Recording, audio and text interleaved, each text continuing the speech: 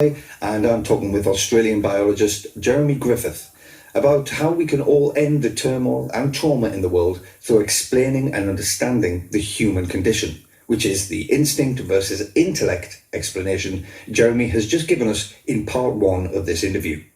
Okay, so as we go into part two, Jeremy, I do have some questions which I'd like to ask. Now, firstly, while it seems like an obvious explanation that when we became conscious, a psychologically upsetting battle must have broken out with our dictatorial instincts, if it is so obvious, why weren't we taught this at school? So that's the first question there. And secondly, how were our bonobo-like ape ancestors able to become cooperative and loving? Which, as you said, must be the origins of our instinctive moral conscience that Darwin said distinguishes us from other animals. And my third question is, how does the psychological rehabilitation of the human race that Professor Prosen describes actually take place? I mean, do we all have to go into therapy or something? Okay, by the way, I want to mention also that since there's quite a few new and very interesting concepts to think about, Jeremy has said that he'll make both the video and the transcript of this interview available at the top of the website that promotes this understanding of the human condition, which is the World Transformation Movement's website at humancondition.com. Now, this will be there as a video and the transcript as a little book, so you can re-listen to or read the interview again there. Because as I said, this is a big subject about the human condition, so there's quite a bit to take in and think about. Okay, right. And they're very good questions, Craig. Okay. So to begin with your first question, which is that if this instinct versus intellect explanation is so obvious, why haven't we been taught it at school?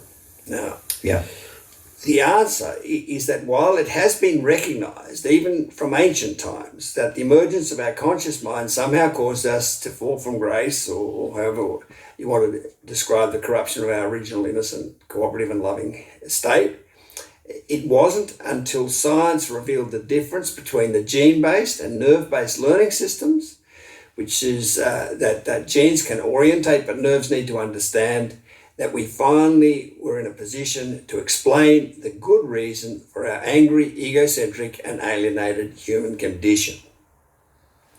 I mean, the biblical story of Adam and Eve in the Garden of Eden that Moses wrote so long ago in about 1500 BC actually perfectly describes the psychologically upsetting battle that emerged between our instincts and conscious intellect. It says, what does it say? That Adam and Eve, in other words, we humans, took the fruit from the tree of knowledge and were disobedient. In other words, we developed a conscious mind and free will. But in that pre-scientific story, it says Adam and Eve then became evil, perpetrators of sin, because they became angry, egocentric and alienated. And as a result, Moses said they were banished from the Garden of Eden, a state of cooperative and loving innocence. You see, not knowing how naturally selected instincts differ from cause and effect operating consciousness, this story of Adam and Eve becoming conscious could only conclude that the angry, egocentric and alienated condition that emerged when we became conscious was a bad, evil, sinful state. But you see, this scientific presentation says, no, that story got it wrong. Adam and Eve are actually not just good, but the heroes of the whole story of life on earth. Because surely the conscious mind is nature's greatest invention, and to be given the task of searching for understanding while the whole world's condemning you was the hardest and toughest of tasks. Because that condemnation was universal. All the other innocent stalks are condemning the search for knowledge, and since all of nature, the rain, the clouds, the trees and other animals are all associated with our original instinctive self that was condemning us, the whole world in effect ganged up on Adam and Eve, us humans. And yet all the time we were good and not bad, but we couldn't explain why. But now at last, through the benefit of science, we can. Yeah, I hadn't realised that, but it is true. I mean, Adam and Eve taking the fruit from the tree of knowledge is a metaphor for being conscious, and then they were thrown out of the Garden of Eden of original innocence because it appeared that they were bad for doing so. But now, thankfully, we can explain that we humans, we weren't bad at all. In fact, we are the heroes of the story of life on Earth. That's right. We can now explain and understand that we conscious humans are immense heroes and not villains after all. I mean, how relieving is that? Yeah. And with regard to recognition of the upsetting conflict between our moral instinct and conscious intellect, the biblical story of Adam and Eve is far from the only recognition of it from ancient times. I mean, indeed, as the researcher Richard Heinberg summarised in his 1990 book, Memories and Visions of Paradise, every religion begins with the recognition that human consciousness has been separated from the divine source, that a former sense of oneness has been lost. Everywhere in religion and myth there is an acknowledgement that we have departed from an original innocence and can return to it only through the resolution of some profound inner discord. The cause of the fall is described variously as disobedience, as eating of the forbidden fruit from the tree of knowledge, and as spiritual amnesia, which is forgetting or blocking out, or denial, alienation, which is our psychosis. So all our religions and most of our mythologies have recognized the basic conflict within us, that the emergence of consciousness caused our fall from innocence. Yeah. Way back in about 800 BC, the Greek poet Hesiod wrote of our species' pre-conscious time of living cooperatively and lovingly in his epic poem Works and Days. He wrote, "When gods alike and mortals rose to birth, a golden race, the immortals formed on earth. Like gods they lived with calm, untroubled mind. Free from the toils and anguish of our kind, no decrepit age misshaped their frame. Strangers to ill, their lives in feast flowed by. Dying they sank in sleep, nor seemed to die. Theirs was each good, the life-sustaining soil, yielded its copious fruits, and bribed by toil. They with abundant goods midst quiet lands, all willing shared the gathering of their hands." So yeah, they didn't have a troubled conscious mind, and they lived a sharing gentle life. Yeah, I've heard of the idea of a golden race, but I didn't actually know where it came from. So what you're saying then, Jeremy, is our distant ancestors had a calm and untroubled mind, no human condition yet. Yes, that's right. And in 360 BC, Hesiod's Greek compatriot Plato gave this very similar description of our species' pre-conscious time and innocence. He wrote, "There was a time when we beheld the beatific vision and were initiated into a mystery which may be truly called most blessed, celebrated by us in our state of innocence before we had any experiences of evils to come, when we were admitted to the sight of apparitions innocent and simple and calm and happy, which we beheld shining in pure light, pure ourselves, and not yet enshrined in that living tomb which we carry about now." And Plato also gave this other description of this innocent golden age in our species' pre-conscious past, writing of a time when we lived a blessed and spontaneous life, when neither was there any violence or war or quarrel among them. In those days there were no forms of government or separate possession of women and children, for all men rose again from the earth having no memory of the past. So, in other words, they lived in a pre-conscious state. "And the earth gave them fruits in abundance, which grew on trees and shrubs unbidden, and were not planted by the hand of man. And they dwelt naked and mostly in the open air, for the temperature of their season was mild, and they had no beds, but lay on soft couches of grass, which grew plentifully out of the earth." Yeah, so the thing is, Hesiod and Plato, like Moses, were living in a time when science still had to be developed. So they weren't able to provide the redeeming instinct can orientate, but only nerves can understand good reason why we departed from innocence and seemingly became evil, bad people. Yeah, because there was no science back then. Precisely. It's only in the last 150 years or so that science has given us, A, the ability to know that the gene-based natural selection process gives species orientations to the world, and B, the knowledge of our nerves and how they're able to remember events, which much developed, has led to our mind being able to sufficiently understand the relationship between cause and effect to become conscious of or aware of or intelligent about those relationships. So that's only happened in the last 150 years. But since the fossil record of our ancestors suggests that our large association cortex thinking, fully conscious brain appeared some 2 million years ago, that means that for almost all of those 2 million years we've been conscious. We've had no ability to explain and understand why we corrupted our original innocent instinctive self or soul.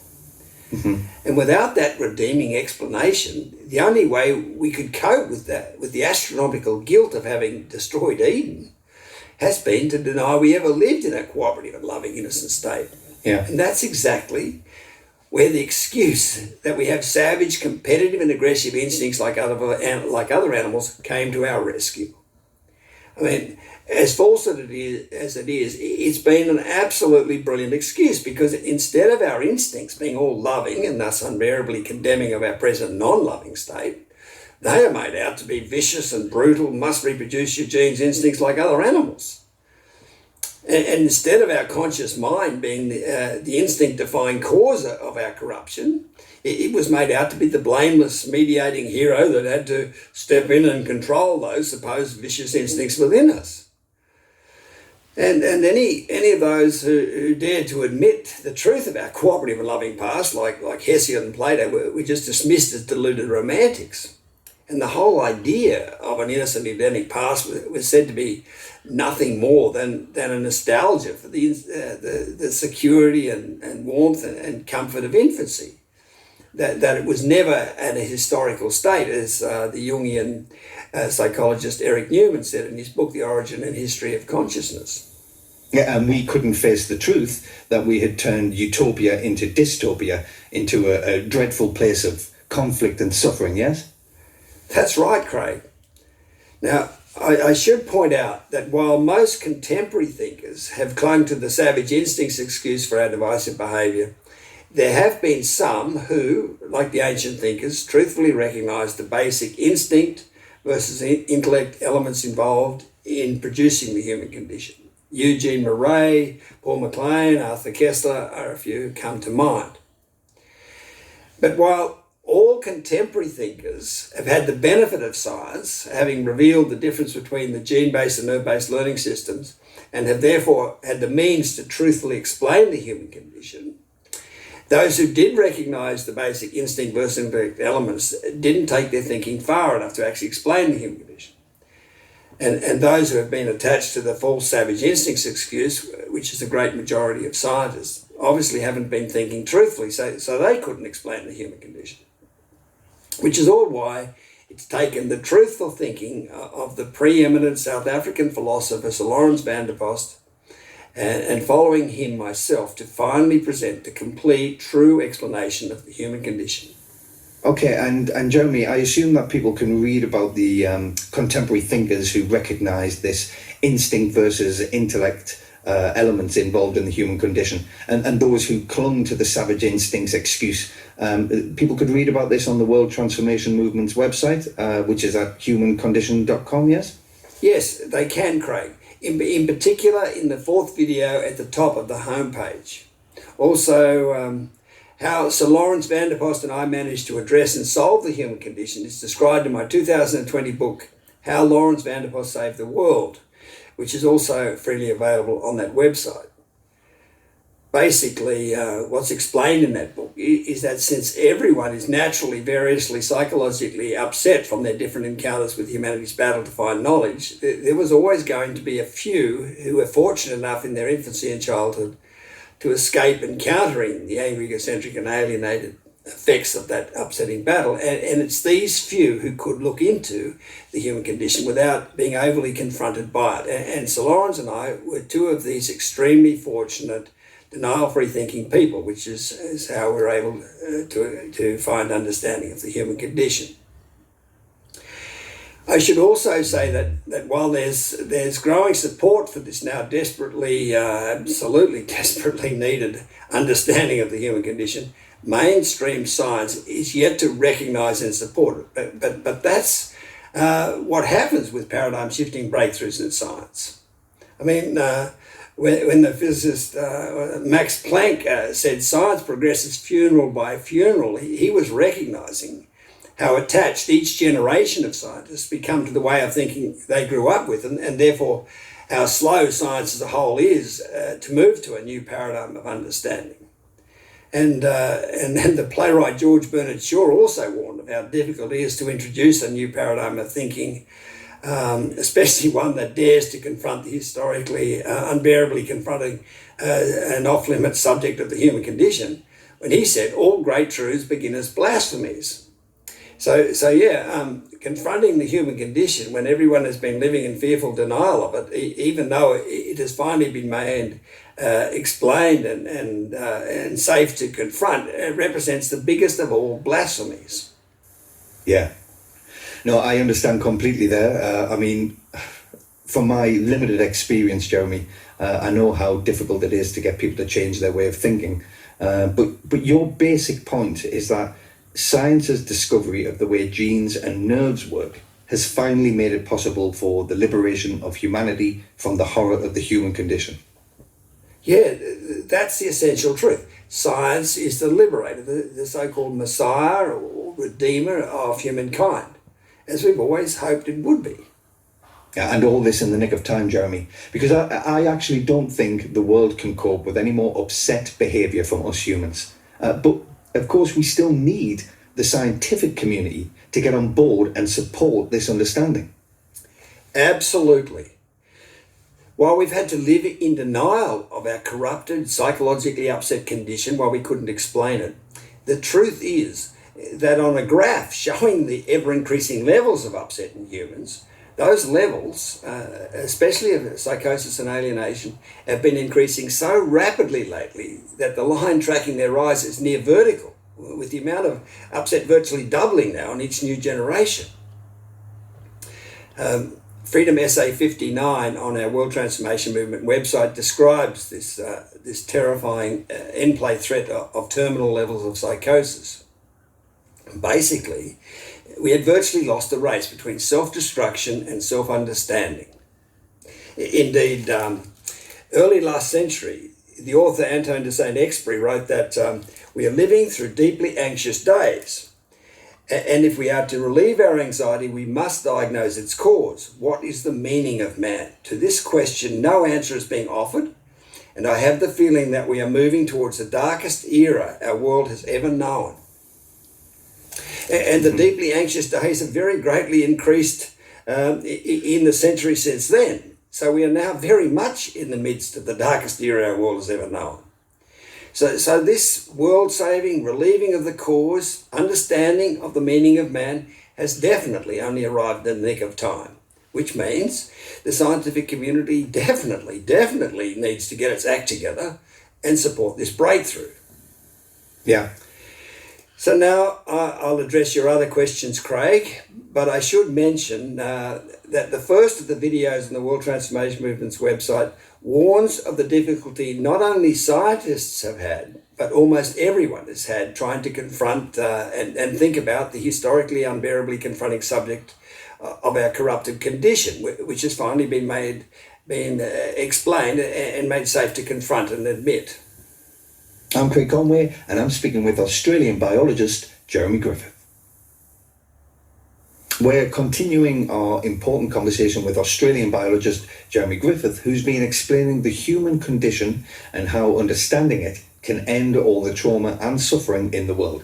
And boy, don't we need that. So, in part one, Jeremy explained that we, conscious humans, became angry, egocentric, and alienated because we couldn't explain why we had to defy our instincts. But now that we can explain this and understand ourselves, those defensive ways of coping are no longer needed, and the human race is psychologically rehabilitated.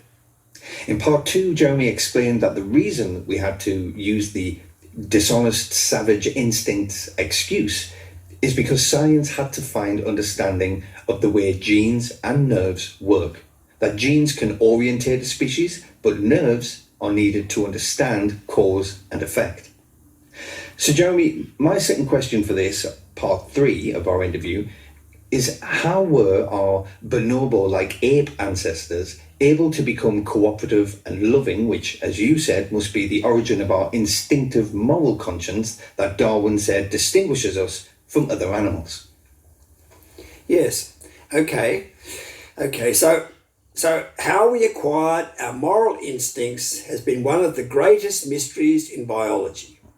The primatologist Richard Wrangham described it as a question that has lain unsolved at the core of biology ever since Darwin.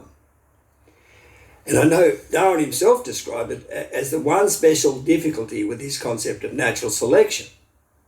And the reason for the difficulty, and this is a bit of basic biology for you, is that genes normally can't select for unconditionally selfless, fully cooperative traits simply because such traits tend to be self-eliminating and so normally can't become established in a species. I mean, by all means, you can be selfless and sacrifice your genes for me, but I'm not about to be selfless and sacrifice my genes for you. Which, by the way, means that the cooperation beats competition group selection theory that left-wing thinkers say explains our capacity to be selfless is biologically impossible. See my book, Death by Dogma. So the question is, how could such a selfish process as natural selection have created loving selflessness in us? Okay. Now, the answer is it was achieved in our forebears through nurturing. To explain what's so significant about a mother's nurturing of her offspring, I first need to point out that a mother's maternal instinct to care for her offspring is selfish because she's ensuring the reproduction of her genes by ensuring the survival of her offspring, who obviously carry her genes. So maternalism is selfish, is a selfish trait, which, as I've just said, genetic traits normally have to be for them to reproduce and carry on to the next generation. However, and this is all important, from the infant's perspective, maternalism does have the appearance of being selfless. From the infant's perspective, it's being treated unconditionally selflessly. The mother is giving her offspring food and warmth and shelter and support and protection for apparently nothing in return. So it follows that if the infant can remain in infancy for an extended period and be treated with a lot of seemingly altruistic love, it'll be indoctrinated with that selfless love and grow up and behave accordingly. So selfish maternalism can train an infant in altruistic selflessness. And I might mention that Freedom Essay 21 on our World Transformation Movement website and Chapter 5 of my book Freedom explain this love indoctrination process, as we call it, more fully. So what you're saying is that the mother's nurturing of their infants is primarily genetically selfish because it ensures the reproduction of her genes, but to the infant, it seems like it's being given unconditionally selfless love. Yes, that's right. And if we think about primates being semi-upright from living in the trees and swinging through the branches, and thus having their arms free to hold a dependent infant, it's clear that they are especially facilitated to support and prolong the mother-infant relationship, and so develop this nurtured, loving, cooperative behaviour. And in fact, bonobos, the ape species who live south of the Congo River in Africa, are extraordinarily matriarchal or female role focused and extraordinarily nurturing. You can find photos online, and I'll include some in the transcript booklet and in the video of this interview that illustrate just how nurturing bonobos are. They show bonobo mothers giving their infants their devoted and undivided attention. Wow, yeah. And as a result of all this nurturing, bonobos are the most cooperative and loving of all primates, which is evidenced by these absolutely amazing quotes I just have to read to you. Bonobo zookeeper Barbara Bell writes that adult bonobos demonstrate tremendous compassion for each other For example, Kitty, the eldest female, is completely blind and hard of hearing. Sometimes she gets lost and confused. They'll just pick her up and take her where she needs to go. And primatologist Sue Savage-Rumba says, bonobo life is centered around the offspring. Unlike what happens among chimpanzees, all members of the bonobo social group help with infant care and share food with infants. If you're a bonobo infant, you can do no wrong. Bonobo females and their infants form the core of the group. And a filmmaker of the French documentary Bonobo says, they're surely the most fascinating animal on the planet. They're the closest animals to human, in that they share almost 99% of our genetic makeup. Once I got hit on the head with a branch that had a bonobo on it. I sat down and the bonobo noticed I was in a difficult situation and came and took me by the hand and moved my hair back like they do.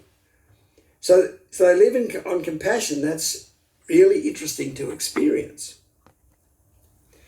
What about this quote? And bonobo researcher Vanessa Woods gives this first-hand account of bonobos' unlimited capacity for love from her study of them in the Congo Basin. She writes, bonobo love is like a laser beam. They stop, they stare at you as though they've been waiting their whole lives for you to walk into their jungle. And then they love you with such helpless abandon that you love them back. You have to love them back. Wow, Jeremy, I mean, these are astonishing quotes. They really are. Yes, they are truly amazing quotes. And bonobos are our closest living relatives, as mentioned. They share 99% of our DNA. So we can see that the bonobos provide the perfect evidence for how our distant ape ancestors became cooperative and loving. I have another picture here of a group of bonobos resting in a grassy glade, which I'll also put in the transcript booklet. And it's perfectly equates with the description I mentioned earlier that Plato gave about what life was like. Clearly, we have perfect instinctive memory, if we don't choose to deny it, of what life was like before the fall, because Plato didn't know about the existence of bonobos, and yet knew exactly what our bonobo-like bonobo-like life was before the fall was like. Yeah. Now this quote is a bit long, but it's such a wonderful intuitive remembrance of our species' bonobo-like time in an alienation-free, all-sensitive and all-loving state of innocence that I just have to read it out. It's from the great Russian novelist Fyodor Dostoevsky. He wrote of a time when the grass glowed with bright and fragrant flowers, birds were flying in the air and perched fearlessly on my shoulders and arms and joyfully struck me with their darling wings. And at last I saw and knew the people of this happy land. They came to me of themselves, surrounded me, kissed me.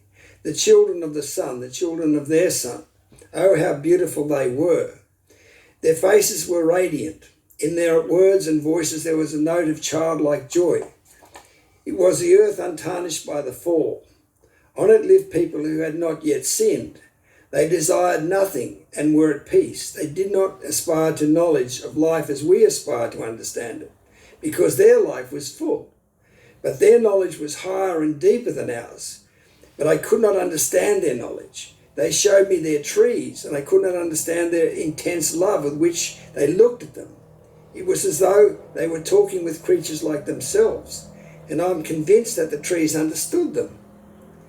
They looked at all of nature like that, at the animals who lived in peace with them and did not attack them, but loved them, conquered by their love. There was no quarrelling, no jealousy among them, for they all made made up one family. I mean, this description of being conquered by their love is so like the description just given by the bonobo researcher Vanessa Woods, isn't it? When she said, bonobos love you with such helpless abandon that you have to love them back. You have to love them back. Again, we see how accurate our memory is, if we don't deny it, of what life was like before the fall. I mean, that quote is so wonderful. It's just amazing. Thank you, Jeremy. I'm glad you read it out. This nurturing explanation of our moral instincts seems reasonably obvious and evidenced by those quotes about bonobo behaviour and also by the photographs of the bonobos.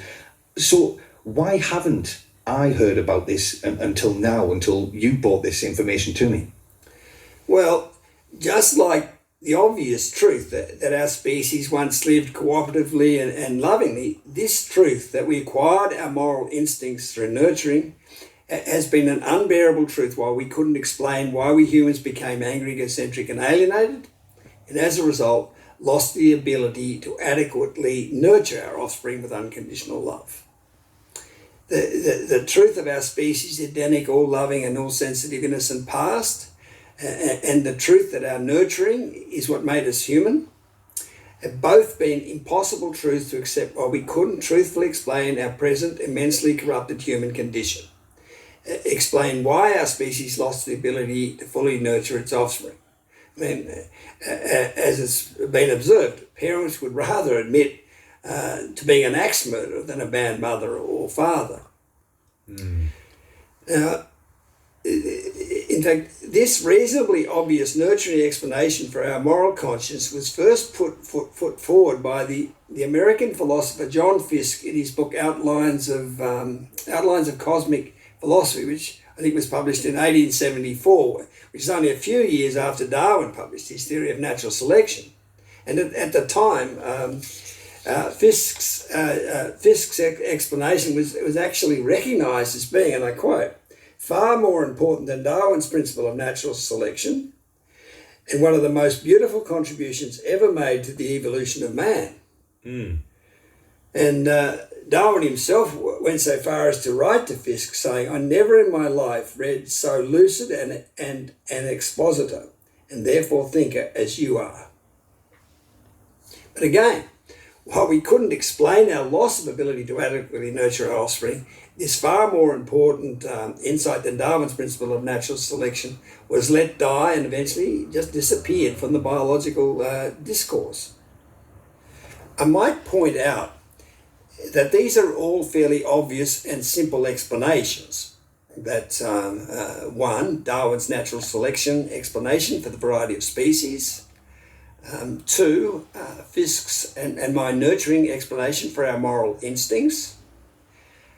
Three, the instinct versus intellect explanation that I've given for the human condition. And there's also four, the explanation I give in chapter 7 of Freedom for how we humans became fully conscious when other species haven't. And there's also five, the negative entropy-driven integrative meaning of existence, which we've personified as God, that is explained in chapter 4 of Freedom. And I should say, together, these are the five main questions science has had to answer about our world and place in it.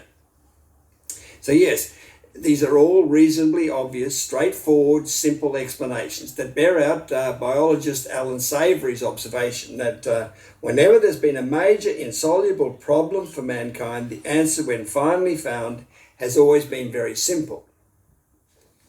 As Freedom makes clear, having to live in denial of the human condition has blocked our access to so many reasonably obvious truths. Thanks, Jeremy.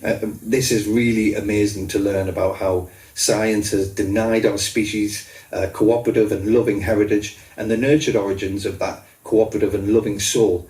But it all really does make sense. I mean, we certainly needed the defence for our corrupted condition before we could face the truth about it, I guess. Anyway, I am speaking with Australian biologist Jeremy Griffith. Hello and welcome back to part 4 of the interview.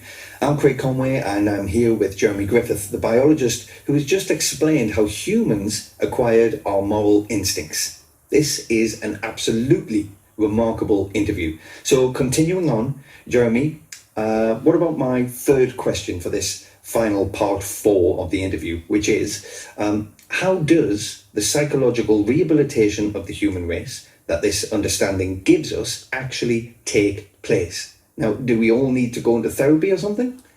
Well, what this real and actually very obvious instinct versus intellect explanation of the human condition fundamentally does is lift the burden of guilt from the human race. It establishes that we humans are good and not bad after all. While we're all inevitably variously angry, egocentric and alienated from our different encounters with humanity's heroic battle to find knowledge, ultimately self-knowledge, understanding of our corrupted condition, we can now know that every human is fundamentally good. And this ability to understand and know there was a good reason why the human race became psychologically upset is the key relieving understanding we have been in search of ever since we became conscious some 2 million years ago and our corrupted condition emerged. I mean, that is the key relief for our mind. Being finally able to understand that we are good and not bad is what brings us the greatest psychological relief of all. I mean, the psychoanalyst Carl Jung was forever saying wholeness for humans depends on the ability to own our own shadow. And since we can now own the shadow of our species' 2 million years corrupted condition, the human race is finally in a position to become whole. I mean, the word psychosis literally means soul illness, and psychiatry literally means soul healing, derived as they are from psyche, meaning soul, and osis, meaning abnormal state, and iatreo, which means healing. But we've never been able to heal our soul, explain to our original instinctive self or soul that us fully conscious thinking humans, are good and not bad, and by so doing reconcile and heal our split selves. But now at last we can. Well, there is an adage that says the truth will set you free. So what you're saying then, Jeremy, is that the truth of our fundamental goodness is the truth that we needed to set us free from the human condition. Precisely. And while that is the main relief our mind needed, obviously the more we digest that relieving understanding, the more healing relief comes to every aspect of our upset condition. And to have had to endure being unjustly condemned as bad for 2 million years does mean that there's a great deal of upset to heal. I mean, to appreciate how much upset exists in us humans now, imagine living for just one day with the injustice of being condemned as bad, even evil, when you intuitively knew but were unable to explain that you're actually the complete opposite of evil, namely truly wonderful, good and meaningful. In fact, not just good, but the hero of the story of life on earth. You would be hurt to the core and furious, wouldn't you? Now, extrapolate that experience over 2 million years, and we can begin to appreciate just how much volcanic frustration and anger must now exist within us humans. I mean, while we have learned to significantly restrain and conceal, we call it civilize, the phenomenal amount of upset within us, under the surface, we must all be boiling with rage. And sometimes, when our restraint can no longer find a way to contain it, that anger must express itself. Hence our capacity for shocking acts of cruelty and sadism, hate, murder and war. Yeah. And no wonder we have led such an evasive, denial-practicing, lying, avoiding any criticism, escapist, alienated, superficial and artificial, greedy, egocentric, power, fame, fortune and glory-seeking existence. We've had to smother ourselves with material glory while we lack the spiritual glory of compassionate understanding of ourselves. So there's an enormous amount of upset to subside and heal in us humans. And that will obviously take time. In fact, we have to expect that will take a number of generations to completely be ameliorated. But the good news, and this is very important, is that while it'll take a number of generations to heal all the upset in us humans, everyone can immediately live free of their upset. Now, the reason we can live free of it is that while we lack the real defense and reinforcement of understanding of our corrupted condition, we absolutely needed the artificial defenses and reinforcements of attacking any criticism of our corrupted condition, of denying and blocking it out, and of finding any positive reinforcement we could. our anger, alienation, egocentricity are what sustained us. But now that we have the real defence and reinforcement of our fundamental goodness, all those artificial defences and reinforcements are obsoleted. They're no longer needed. In fact, to continue using the old artificial defences of retaliation and denial and the search for relieving power, fame, fortune and glory, when our fundamental goodness has been established, is not only clearly pointless, but also unnecessarily destructive of ourselves and everyone around us and of our planet. That way of living is now completely obsoleted, finished with. That makes total sense. I mean, our artificial ways of reinforcing ourselves are obsoleted by the real reinforcement of ourselves. One way of living ends, a new one begins, free from the human condition. Whew, thank God for that. That's for sure. Basically, now that our corrupted condition is finally truthfully explained, honesty replaces denial and the world heals. I mean, bullshit, which is our everyday word for all the dishonest denial that's been going on, protected us from all the truths about our corrupt condition that we couldn't properly explain. But it was destroying the world, and it now stops. Yeah. And with this end of lying in mind, there's one more thing I should explain, which is that socialism, the New Age movement, and the politically correct movement, and all the other idealistic movements were actually all false starts to a human condition free world, because the upsetting battle to find knowledge, ultimately self-knowledge, the psychologically relieving understanding of why we're good and not bad, still had to be completed. In fact, while dogmatically insisting that everyone should be cooperative and loving, could make you feel that you were doing good and be superficially, psychologically very relieving, such insistence on ideal behaviour denied people the freedom they needed to be able to continue the all-important upsetting search for knowledge. I mean, these movements were pseudo-idealistic movements that stifled and oppressed the search for the understanding of our corrupted condition that was actually needed to free us from that state. They were regressive, not progressive, as they deluded themselves they were. It was actually the right wing who have supported the upsetting battle to find knowledge that held the moral high ground, not the pseudo-idealistic left wing. The culture of the left made people superficially feel good, but it was dangerously dishonest. It was fake. It was bullshit. Being concerned for others and the world is very important, but doing that to make yourself feel good is a dangerously selfish sickness. Indeed, it's the most destructive of all drug addictions, and it's been taking over the world. As I explain in my free book, Death by Dogma, dogma is not the cure, it's the poison. Yeah. So you can see here that the true instinct versus intellect explanation of the human condition finally enables us to explain and expose what's wrong with the left. And it's not a moment too soon, because its culture is rapidly taking our species to death by dogma extinction. Yeah. Now, most wonderfully of all, the instinct versus intellect explanation of the human condition not only exposes the culture of the left for the human race destroying lie that it is, it also, as I said, brings to an end the whole upsetting search for the rehabilitating understanding of why we're good and not bad. And what this means is that it's no longer oppressive, that upsetting search, to take up support of cooperative and loving idealism, because that search is over. In fact, taking up support of cooperative and loving idealism is now the only way of living that's justified. I mean, suddenly there's no longer any reason for the right wing in politics, and everyone effectively becomes left wing.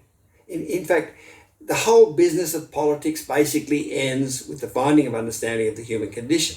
And the whole human race sets out as one united organism, letting go the angry, egocentric and alienated part of ourselves and supporting cooperative and loving idealism. And I might say that much more is explained about pseudo-idealism in video 14 on the World Transformation Movement's website. Yeah, I mean, ending the polarised world of politics will certainly be one of the biggest reliefs imaginable. Absolutely, Craig. It'll be a massive relief.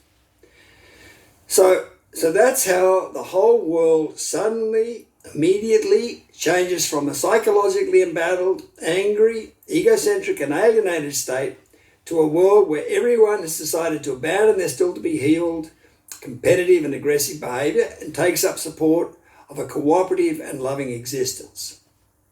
So finding understanding of the human condition brings to an end the human condition resolved, cooperative, selfless and loving world now emerges.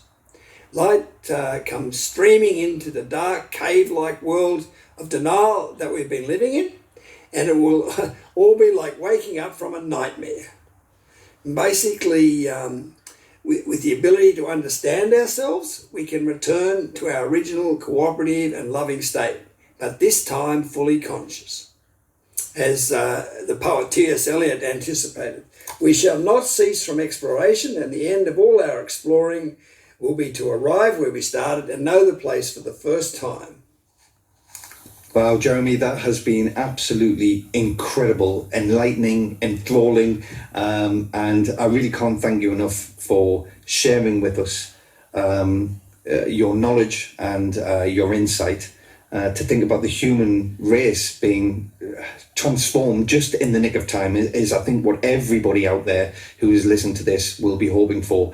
And your book, Freedom, again, will be available on humancondition.com for everybody to access and to get, and it's free on there as well. So please follow this interview up, listen to this interview again and again, try your best to understand what Jeremy is saying here, but get online, get the information and keep studying, and let's hope we can all enjoy and embrace a new change for the world, for all of us. Jeremy, it's been wonderful to talk to you. Thank you for joining us, and we will hopefully speak to you again, but better so, we'll be seeing your work in the lives of everybody across the planet and across the globe very soon.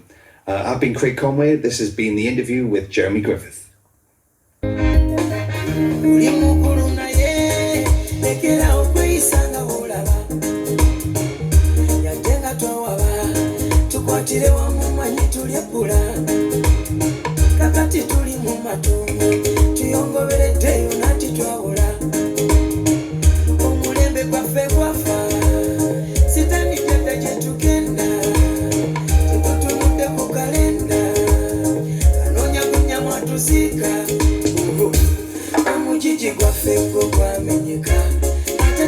Sobola kudda okuyimba atubulira twesoza tulinga famasooka omunsi tulina kulungamya amabujje mubafene we bakola kibyagala abato kubajja mu kitimba tukwatire wamu tubalungamye tulina kulungamya amabujje mubafene we bakola kibyagala abato kubajja mu kitimba tukwatire wamu tulungamye omutomusayi tetukusiga mu bukyayi tetukuganya kulya bisanyi ensi yajja mu kawaali twava mu kika ennono z'ensi kati zatabanguka amakubo twagasengula buli omuwala byakawunju walaga.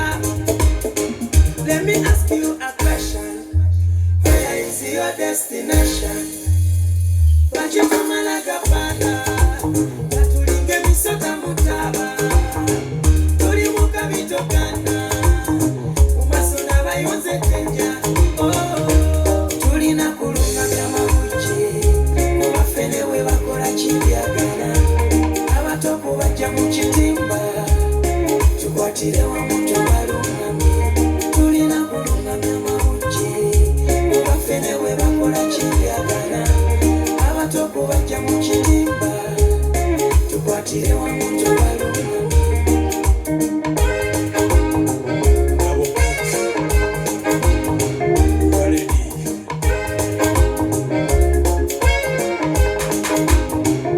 Emize gye tuyiga egy'omuddiringa nga gitonyeka yadde ffe twafuna endali naye tetuleka bato bali kiki tuzimbisa ate matabi tusimbe emiti okunava empagi. Please let us try. We should not let the children cry. Future y'omuto kubeera fine talina kusula sikai onereza naye sinalukai tomukuba kumwiyo wa musai ikirize uli akazaka byoka mwekengereze tangire emize asobola okubeera nefiche namwaleme kubanga tulina kulungamya amabujje mubafene we bakola kibyagala abato kubajja mu kitimba tukwatire wamu tubalungamye tulina kulungamya amabujje mubafene we bakola kibyagala abato kubajja mu kitimba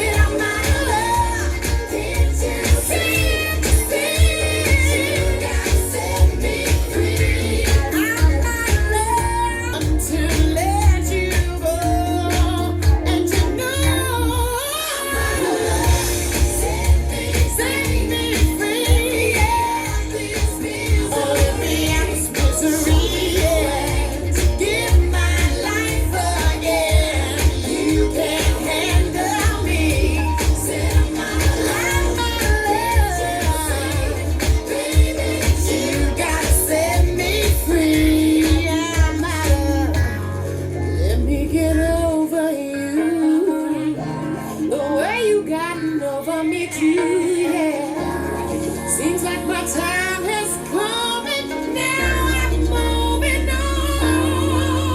I'll be stronger.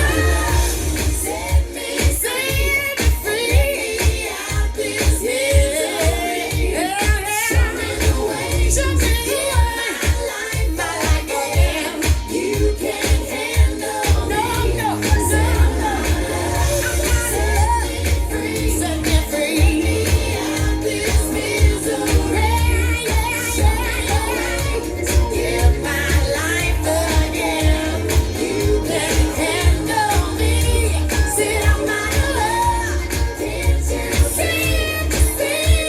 You gotta set me free. I'm my love. Set me free. No, yeah. This my life again.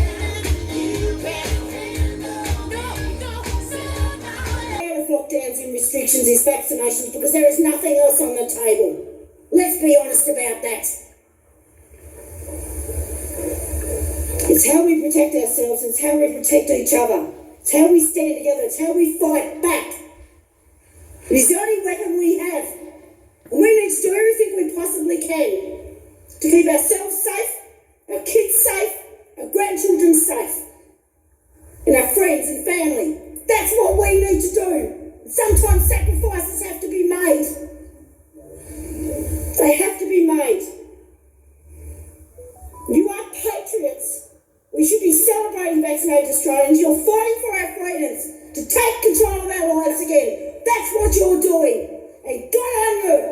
It's a proud day for you today, and so it should be. Good on you for showing the courage to do so. You're the best we have. You are the frontline fighters, and you're displaying the kind of quality that makes this country the great country it is.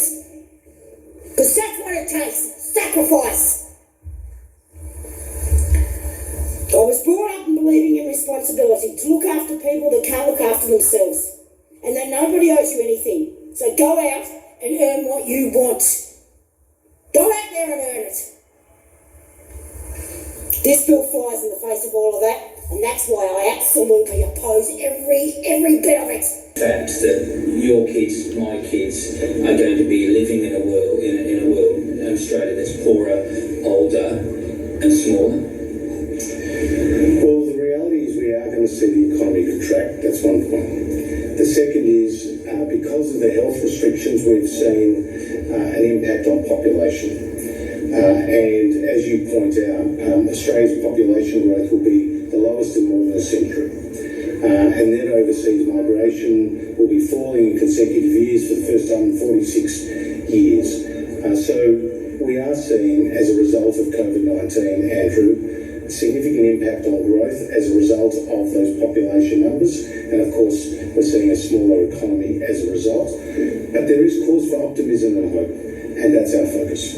So not poorer, not older? Well, again, the Australian economy, and that's our focus. So not poorer, not older? Well, again, the Australian economy will continue to grow. Population growth will come back. The net overseas migration numbers that are printed in the budget after those consecutive years of falls will start to come back as restrictions are eased. So the trends will start to turn around for the economy, but certainly the shock is great. Catherine